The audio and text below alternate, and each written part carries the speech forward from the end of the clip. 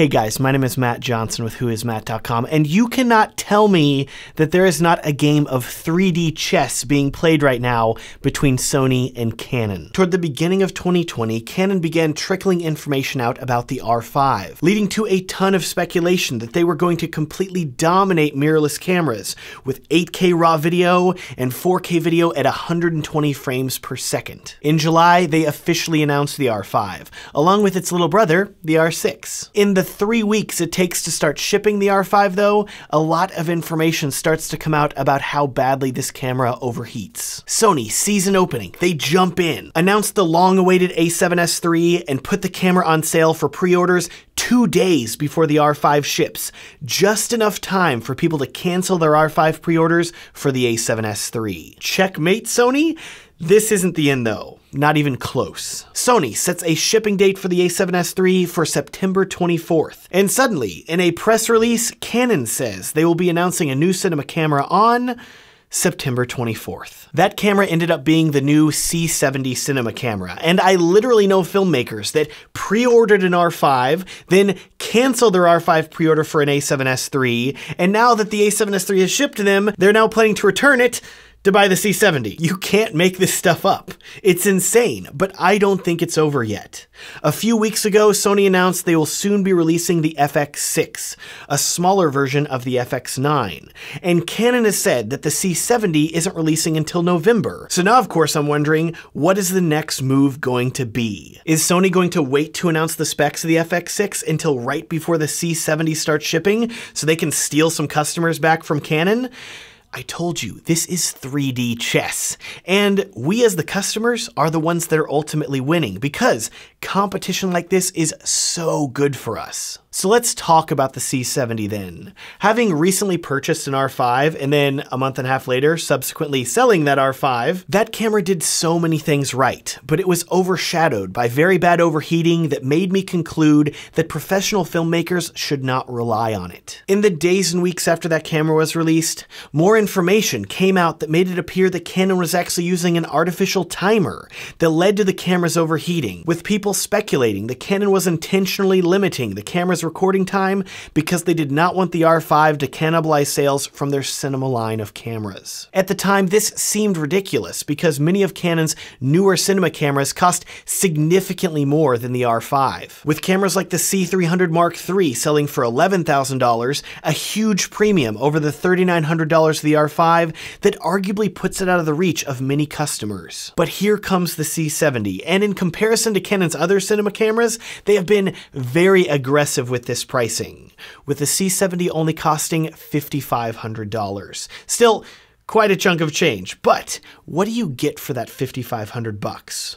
Quite a lot, actually. The C70 has a super 35mm sensor, the same sensor as the C300 Mark III actually, and it is capable of recording 4K at up to 120 frames per second in 10-bit 422. There's no RAW here like with the C300 or R5, but Canon has given the C70 a trick that the C300 cannot do. Because the C70 has Canon's new RF lens mount, it can of course use Canon's excellent EF to RF lens adapter to make all of your EF lenses work with the camera.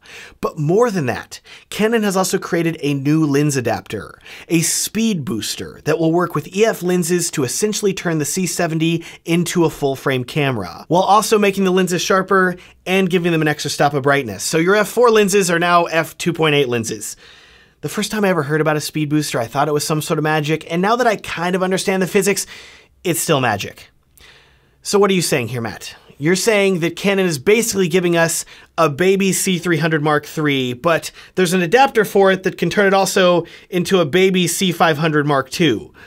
Yes, that's exactly what I'm saying. And that's why I'm making this video, because that is so cool. Did I mention it only costs $5,500 instead of $16,000 for the C500 Mark II? Pretty awesome. Now keep in mind, there is no raw recording and there definitely is no 8K, but I've been saying for a while that filmmakers haven't been asking for those features anyways. Most filmmakers that I know want a very capable 4K camera. That's honestly why I pre-ordered the Sony A7S III, a camera that I'm actually using to record this video right now. Yes, my pre-order arrived. So exciting. But We're talking about the C70 here. What else do you get? Well, the camera can record up to 180 frames per second in 2K. Dual pixel autofocus with face detect is of course here. Dual SD card slots are here too. You also get built-in ND filters, which is very impressive considering how small the camera body is. The C70 kind of reminds me of a mildly overweight 1DX, so for them to cram a 10-stop ND filter inside is commendable. Oh yeah, there's a fan inside it too, so maybe it's more like an overweight S1H than a 1DX. Regardless, neither the C70 or the S1H should overheat. Really, the only things that I've seen people complaining about the C70 are that it does not have full-size XLR inputs, they're mini instead, there's no IBIS, and the camera does not have a built-in EVF.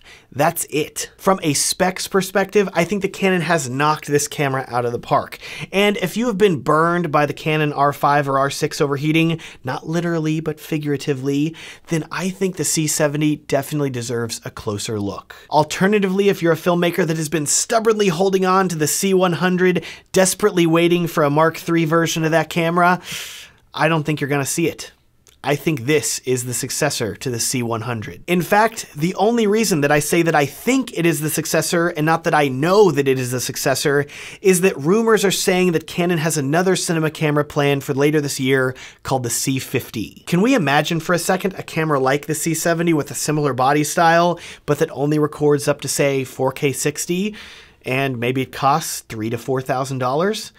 That would definitely shake things up. So in conclusion, from a specs perspective, the C70 may actually be the Canon camera that many filmmakers have been waiting for. The only people that I can really see being unhappy about this camera are the C300 Mark III owners, because their $11,000 investment is now being heavily cannibalized by a camera that is half the price. As I said at the start of this video, Canon and Sony are really competing this year, and while it's easy to get caught up in fanboy fighting for one side or the other, remember, we as the consumer, we are the ones that are winning.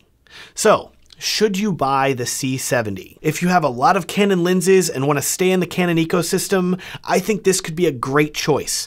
But I would wait a bit. Remember, the Sony FX6 is still coming, and if the rumors are correct, the Canon C50 is coming as well. So don't rush into buying the C70 just yet. If I can jump from chess to poker analogies here for a second, not all of the cards are on the table, and so I would wait before going all in. The C70 releases this November, and if you decide that you want to pre-order it, I will link to the camera down in the video description, as well as a link to the speed booster adapter and some SD cards that I believe will work well with this camera.